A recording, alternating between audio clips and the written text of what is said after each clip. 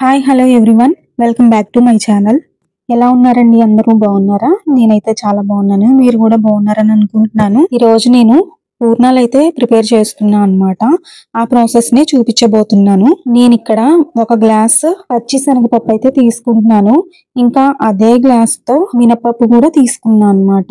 మినపప్పులో ఏదో ఒకటి వస్తూనే ఉంటాయి. పచ్చి శనగపప్పు, కందిపప్పు, పెసరపప్పు ఏవో ఒకటైతే కలుస్తాయి. చూసుకొని వేసుకోవాలన్నమాట. ఇక్కడ నేను ఒక గ్లాస్ మినపప్పుకి 1.5 గ్లాస్ బియ్యం అయితే వేస్తున్నా. సపరేట్ గా నానబెట్టుకోవచ్చు, ఇలా కూడా నానబెట్టుకోవచ్చు. ఇక్కడ పూర్ణాల కోసం కాబట్టి నేనైతే ఒక గ్లాస్ మినపప్పుకు 1.5 గ్లాస్ బియ్యం అయితే పోస్తున్నా. ఇంకా పచ్చిశనగపప్పు, బియ్యము, మినపప్పుని కడిగేసి ఒక 5 అవర్స్ 5 గంటల పాటు అయితే నానబెడుతున్నా.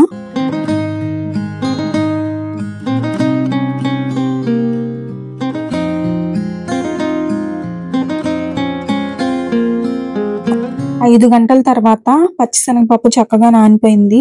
ఇప్పుడు దీన్ని అయితే కుక్కర్లోకి వేసి కాస్త వాటర్ పోసుకొని 3 or 4 విజిల్స్ వచ్చే వరకు అయితే ఉడకబెట్టుకోవాలి. ఇక్కడ పచ్చిశనగపప్పు ఒక గ్లాస్ వేసుకున్నాం కదా, దాంతో అదే గ్లాస్తో 1.5 గ్లాస్ వాటర్ అయితే వేసుకొని ఉడకబెట్టుకోవాలన్నమాట. ఇందులో ఆయిల్ కూడా వేసుకుంటే చక్కగా ఉడుకుతుంది.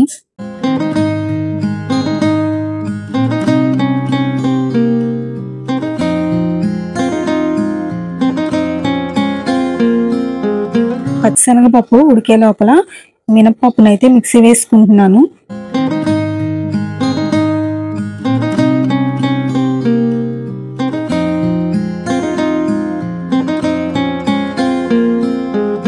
మిక్సీ పట్టుకున్న తర్వాత పిండి కన్సిస్టెన్సీ ఈ విధంగా ఉంటే సరిపోతుంది. తర్వాత ఈ పిండిలో అయితే కాస్త బేకింగ్ సోడా వేసుకోవాలి, కొంచెం ఉప్పు, కొంచెం షుగర్, అంటే 1 స్పూన్ షుగర్ వేసుకొని బేటర్ మొత్తాన్ని చూపిస్తున్న విధంగా చేత్తో కలుపుకోవాలి. ఇలా కలుపుకున్న తర్వాత పిండిని 1 గంట సేపు అయితే పక్కన పెట్టుకోవాలి.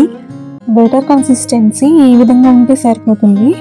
ఇంకా ఈ పిండిని మొత్తాన్ని 1 గంట సేపు అయితే పక్కన ఉంచేసుకోవాలి. పచ్చిశనగపప్పు ఈ విధంగా కుక్ అయితే సరిపోతుందండి. మొత్తం పేస్ట్ అవ్వాల్సిన అవసరం లేదు. కాస్త ఇలా ఉంటేనే చాలా బాగుంటుంది అనమాట. ఇందులో ఉన్న ఎక్స్ట్రా వాటర్ అనేది వంచేస్తున్నాను అనమాట.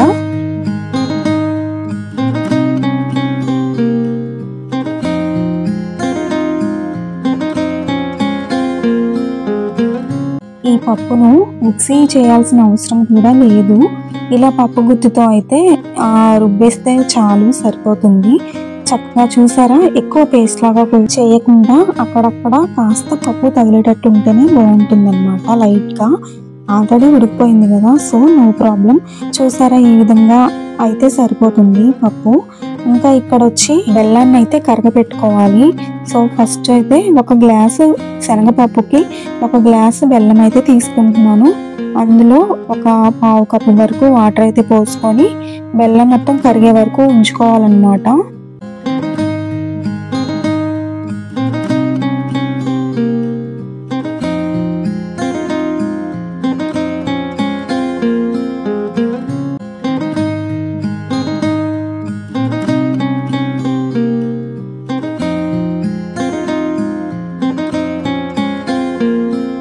బెల్లం ఈ విధంగా కరిగితే సరిపోతుంది.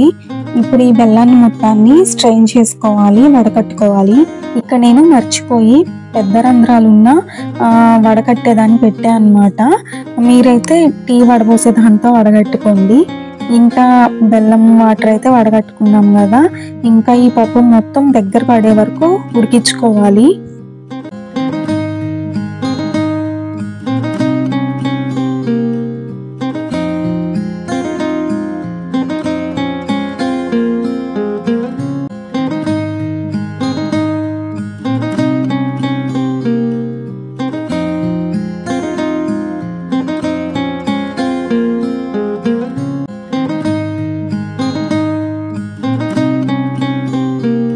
పప్పు బెల్లం చక్కగా ఉడికిపోయాయి, దగ్గరకు అయిపోయింది. చూసారా పప్పు అయితే.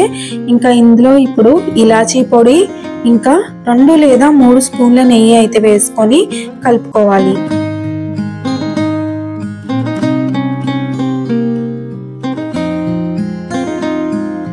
పప్పు అయితే చక్కగా ఉడికిపోయింది.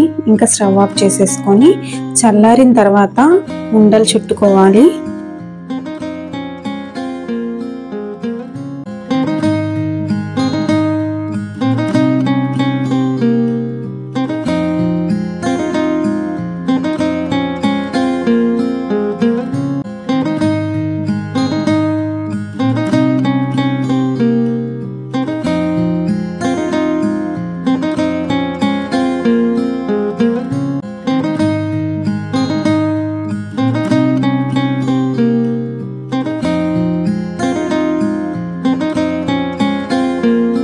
నెక్స్ట్ వచ్చేసి 1 గంట ముందు అయితే కలిపి పెట్టుకున్నాం కదా పిండి, ఆ పిండిని తీసి మొత్తాన్ని ఒకసారి కలుపుకోవాలి. ఇప్పుడు పూర్ణం బాల్ని తీసుకొని పిండిలో కలుపుకొని ముందుగానే వేడి చేసుకున్న ఆయిల్లో అయితే డీప్ ఫ్రై చేసుకోవాలి. చూడండి, ఆయిల్ ఫస్ట్ నేను కాగకుండానే వేసేసాను. ఆ తర్వాత అర్థమైందనమాట ఆయిల్ కాగలేదు అనేసి. సో ఇంకా ఫస్ట్ పూర్ణం అయితే చాలా మంచిగా వచ్చింది, పాడవ్వలేదు. సో పోతుందేమో అనుకున్నాను. పూర్ణం బాల్స్ని అయితే అన్నిటినీ రెడీ చేసి పెట్టుకున్నాను కదా. ఇంకా ఒక్కొక్కటి అయితే పిండిలో ముంచి ఇంకా ఆయిల్లో అయితే వేస్తున్నా. ఈ పూర్ణం బూరెలు ఒకవైపు చక్కగా ఫ్రై అయిన తర్వాత రెండో వైపుకి అయితే తిప్పుకోవాలి. అవి మంచిగా ఉడికిన తర్వాత వాటంతట అవే వచ్చేస్తాయి అన్నమాట ఈజీగా. చాలా బాగా వచ్చాయండి. పైన క్రిస్పీగా, లోపల పూర్ణంతో చాలా టేస్టీగా ఉన్నాయి.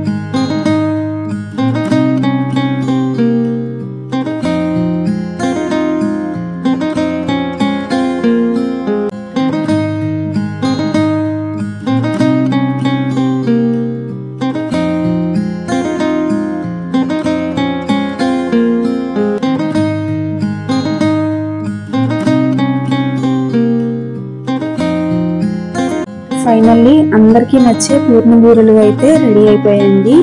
పైన క్రిస్పీగా, లోపల పూర్ణంతో చాలా టేస్టీగా ఉన్నాయి. కాస్త ఓపుకుంటే చాలండి, చక్కగా తయారు చేసేసుకోవచ్చు. టెన్షన్ పడాల్సిన అవసరమే లేదు. చిన్న చిన్న టిప్స్తో ఇలా ఈజీగా అయితే పూర్ణాలు ప్రిపేర్ చేసేసుకోవచ్చండి. పైన గోల్డెన్ కలర్తో చూసారా ఎంత బాగుందో పూర్ణం అయితే.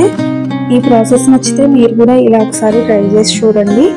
ఈ వీడియో కనుక మీకు నచ్చుంటే please like, share, comment and subscribe చేయడం మాత్రం మర్చిపోకండి. Thank you. Bye bye.